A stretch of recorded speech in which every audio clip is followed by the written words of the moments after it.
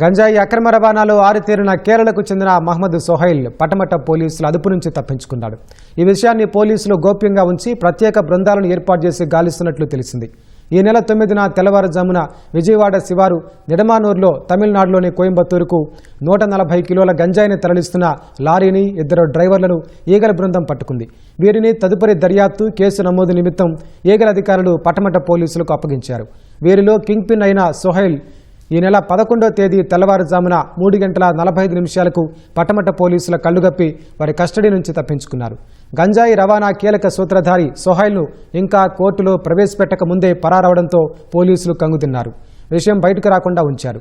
ఈ ఉదంతంపై సిపి రాజశేఖర్ బాబు పటమట పోలీసులపై తీవ్ర ఆగ్రహం వ్యక్తం చేసినట్లు తెలిసింది. ప్రత్యేక టీంలను రంగంలోకి దించి గాలిస్తున్నారు.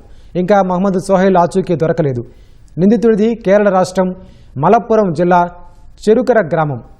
కేరళకు పారిపోయి ఉండొచ్చని భావిస్తున్నారు. అక్కడ కూడా ఓ బృందాన్ని పంపించారు. సోహైల్ ఢిల్లీలో పాత కార్లను కొనుగోలు చేసి వాటిని అమ్ముతుంటాడు. వీటిలో కొన్నింటిని గంజాయి రవాణాకు కూడా వినియోగిస్తుంటాడు.